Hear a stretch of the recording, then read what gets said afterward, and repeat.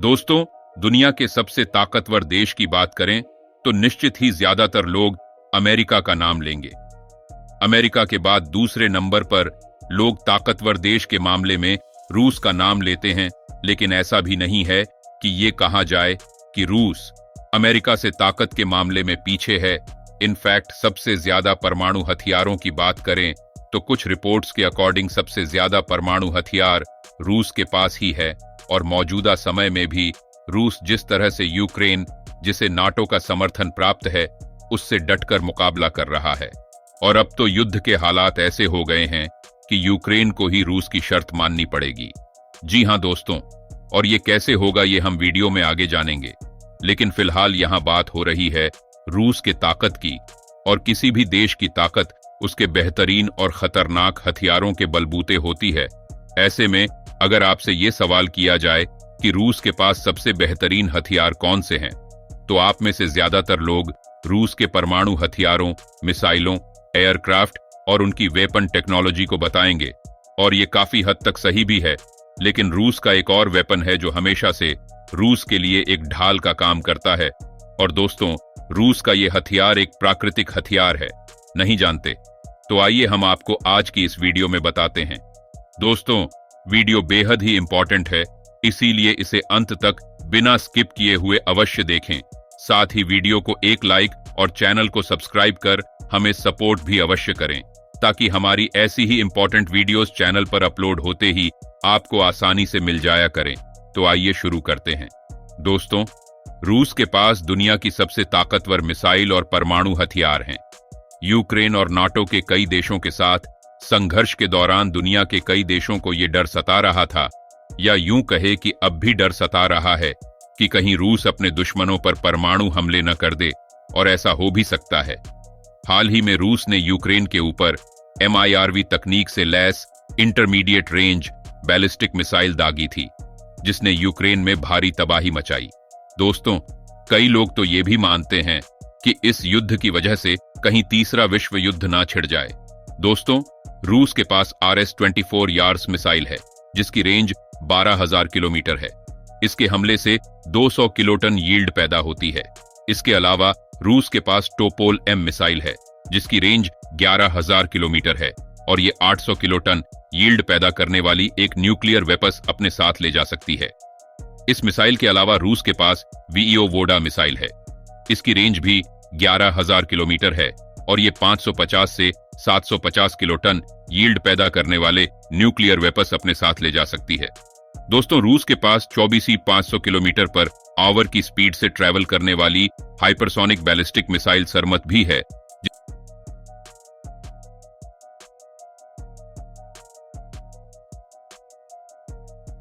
जिसे सतन 2 के नाम से भी जाना जाता है। ये मिसाइल 750 किलोटन यील्ड पैदा करती है, और इसकी रेंज 18,000 किलोमीटर है। सरमत मिसाइल के अलावा रूस के पास अवांगार्ड हाइपरसोनिक ग्लाइड व्हीकल है, जो 24 500 किलोमीटर पर आवर की स्पीड से 6,000 किलोमीटर तक की रेंज तक जाने में सक्षम है। ये 800 किलोटन या 2 मेगाटन की यील्ड पैदा करता है। बुलावा मिसाइल भी एक रूसी खतरनाक मिसाइल है, और इस मिसाइल पर 6 से 10 वॉरहेड लगाए जा सकते हैं। तो दोस्तों, ये तो कुछ चुनिंदा रूसी हथियारों के नाम है, और दुनिया रूस के केवल इन्हीं मिसाइलों के नाम से खौफ खाती है। ऐसे में एक और प्राकृतिक हथियार जो रूस के पास है, और जिसकी बदौलत आज तक रूस पर कोई विजय नहीं प्राप्त कर पाया। आइए अब उसके बारे में जानते हैं। दोस्तों, रूस के पास जो उसकी सबसे बड़ी ताकत है, जो प्राकृतिक भी है, वो रूस की सर्दियां हैं। जी हां दोस्तों, कोई मिसाइल, कोई एयरक्राफ्ट, कोई टैंक, कोई परमाणु बम आदि नहीं, बल्कि सर्दियां। और दोस्तों, ये सर्दियां रूस की हिफाजत हमेशा से करती आई हैं। इसे रूस का सबसे बड़ा हथियार, या यूं कहें कि सबसे बड़ी प्रोटेक्टिव शील्ड मानी जाती है। चाहे हिटलर का इन्विजन ले ले या नेपोलियन का इन्विजन ले ले, कभी भी कोई भी रूस पर चढ़ाई कर पाने में कामयाब नहीं हो पाया है। इन सर्दियों से पार पाते हुए कोई भी देश अपने पुराने हथियारों या ताकतवर हथियारों के बूते रूस का कुछ नहीं बिगाड़ पाया। दोस्तों, रूस के इस हथियार के सामने मॉडर्न वेपन्स भी नतमस्तक हैं। दोस्तों, रूस की सर्दियों को रूस की सबसे बड़ी ताकत मानी जाती है। यही नेपोलियन हिटलर का साम्राज्य आकर समाप्त हुआ था। और दोस्तों, आज भी रूस लगभग 2.5 सालों से यूक्रेन के साथ लंबा संघर्ष कर रहा है और ऐसे में रूस अपने इस सबसे बड़े प्रोटेक्टिव शील्ड का इस्तेमाल करने की तैयारी में है। जी हां दोस्तों, कुछ रिपोर्ट के अकॉर्डिंग रूस ने यूक्रेन के 100 से ज्यादा अलग अलग ठिकानों पर अटैक शुरू की है। इनमें से कुछ अटैक यूक्रेन की पावर ग्रिड पर भी की जा रही है। इस अटैक से यूक्रेन की बिजली प्रभावित होगी। अब आप में से ज्यादातर लोग ये सोच रहे होंगे कि आखिर यूक्रेन के पावर ग्रिड को नष्ट करके रूस किस तरह से इस युद्ध में बढ़त बनाने में सफल हो पाएगा। तो दोस्तों, बता दें कि जैसी सर्दियां रूस में पड़ती हैं, ठीक वैसे ही कड़ाके की ठंड यूक्रेन में भी पड़ती है और वहां सर्दियों में बिना हीटर के रह पाना लगभग असंभव है और यूक्रेन में हीटर का इस्तेमाल अलग ही तरीके से होता है। जी हां दोस्तों, जैसे हम अपने घरों में बिजली से चलने वाले हीटर का इस्तेमाल करते हैं, वैसे ही यूक्रेन में पानी से चलने वाले हीटर का इस्तेमाल किया जाता है। यूक्रेन में एक सेंट्रलाइज्ड सिस्टम के तहत पानी को गर्म किया जाता है। बिजली की मदद से पानी को इतना गर्म किया जाता है कि ये उबलने लगे और दोस्तों, इसके बाद वहां सभी घरों में पाइपलाइन लगी होती है जिससे उस गर्म पानी को गुजारा जाता है। इस गर्म पानी की वजह से वहां घर गर्म रहते हैं। बता दें कि वहां पानी उबालने के 2 तरीके मौजूद थे। पहले तरीके के तहत गैस से पानी उबाला जाता था, लेकिन रूस के साथ युद्ध शुरू होने के साथ ही वहां गैस की सप्लाई बंद हो गई। अब यूक्रेन में पानी गर्म करने के लिए केवल बिजली का ही सहारा लिया जाता है। ऐसे में रूस द्वारा जब यूक्रेन के पावर ग्रिड्स पर हमले किए जा रहे हैं, तो इससे रूस का इरादा बिल्कुल साफ है। रूस चाहता है कि यूक्रेन की लाइफलाइन में खलल डालकर उसे अपनी बात मनवाई जाए। दूसरी ओर यूक्रेन की जनता भी अब युद्ध से थक चुकी है, क्योंकि युद्ध को लगभग 2.5 साल हो गए हैं और वहां आए दिन यूक्रेन की जनता नुकसान ही झेल रही है। वहां की जनता मारी भी जा रही है और इसीलिए कुछ रिपोर्ट्स के अकॉर्डिंग ये भी कहा जा रहा है कि यूक्रेन के राष्ट्रपति जेलेंस्की अब खुद शांति प्रस्ताव पर विचार कर रहे हैं। कहीं ना कहीं जनता भी जेलेंस्की पर एक दबाव बना रहे हैं, जिसके तहत ये कहा जा सकता है कि अब ये युद्ध समाप्ति की ओर है।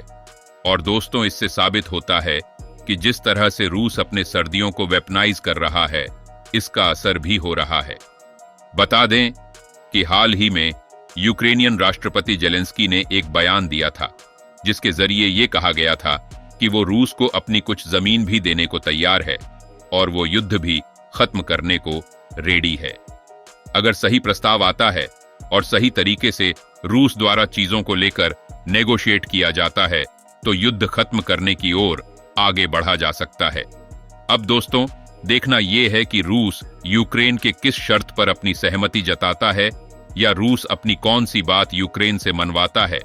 वैसे यहां एक चीज तो साफ हो गई है कि रूस ने अपने सबसे बड़े हथियार सर्दी को वेपनाइज कर एक बार फिर यह साबित कर दिया कि रूस की सर्दियों के रहते रूस पर फतेह पाना आज भी किसी के लिए भी असंभव है। दोस्तों, वैसे आपका क्या मानना है? क्या वाकई रूस ने अपने इस प्राकृतिक हथियार का इस्तेमाल कर यूक्रेन को भी झुकने पर मजबूर कर दिया, या फिर यूक्रेन खुद ही 2.5 साल से चल रहे इस युद्ध से थक चुका है, या भविष्य में कभी कोई देश रूस के इस प्राकृतिक हथियार का तोड़ ढूंढ पाएगा?